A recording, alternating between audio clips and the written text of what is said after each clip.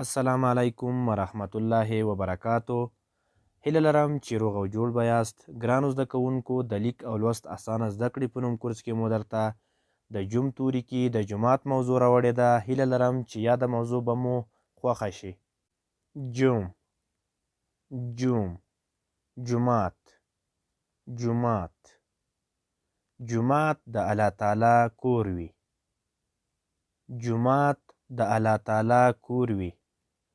زمونږ په کلي کې لوی جومات شته. زموږ په کلي کې لوی جومات شته. موږ په جومات کې سبق وایو. موږ په جومات کې سبق وایو. زه 5 وخته جومات کې په جمع لمونځ کوم. زه 5 وخته جومات کې په جمع لمونځ کوم. په جومات کې قرآن کریم او نور کتابونه شته. په جومات کې قرآن کریم او نور کتابونه شته. جومات د الله تعالی د عبادت لپاره تر ټولو پاک ځای دی. جومات د الله تعالی د عبادت لپاره تر ټولو پاک ځای دی. ګرانو زده کوونکو، هغه لغاتونه چې په دې متن کې سخت دي اوس به یې درته وژباړو. لغات، معنا. لغات، معنا. سبق، درس. سبق، درس. جمع لمونځ، امام پسې لمونځ. جمع لمونځ، امام پسې لمونځ. قرآن کریم د الله تعالی کتاب. قرآن کریم د الله تعالی کتاب. کورنۍ دنده. کورنۍ دنده. د جوم توري لرونکي کلمې بیلې بیلې ولیکئ.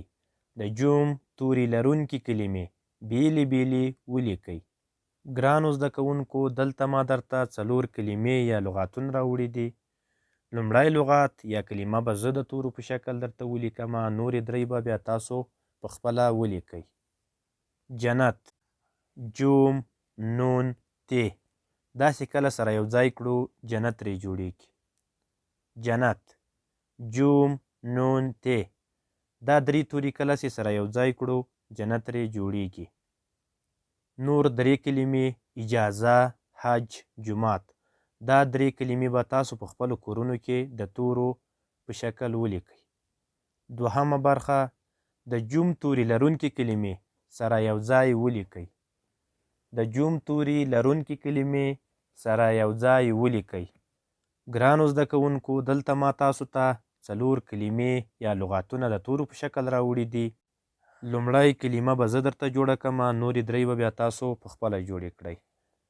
جوم، میم، الف، لام. دا 4 توري سره یو ځای کړو جمال ترې جوړیږي. جوم، میم، الف، لام.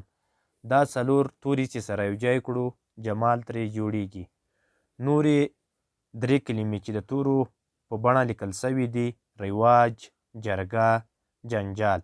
دا 3 کلمې به تاسو په خپلو کورونو کې د کلمې یا لغات په بڼه ولیکئ. ګرانو زده کوونکو، نن مو درته د جوم توري کې د جومات موضوع راوړې وه. لومړی مو درته متن تشریح کړو، ورپسې مو هغه لغاتونه چې په متن کې سخت وو درته وژباړل، او همدارنګه 4 کلمې مو تاسو ته راوړې وې چې لومړی ما درته د تورو په شکل ولیکله او نورې 3 مو تاسو ته کورنۍ دنده درکړه. ورپسې مو 4 کلمې د جوم توري کې د تورو په شکل راوړې وې. لومړی کلمه ما ترې جوړه کړله او نورې 3 مو تاسو ته کورنۍ دنده درکړه. ګرانو زده کوونکو، هیله لرم چې یاده موضوع به مو خوښه شوې وي او د جومات موضوع په خپلو کورونو کې ځان سره 10 ځله تکرار کړئ، تر څو په اسانۍ سره وکولای شئ لیک او لوست زده کړئ.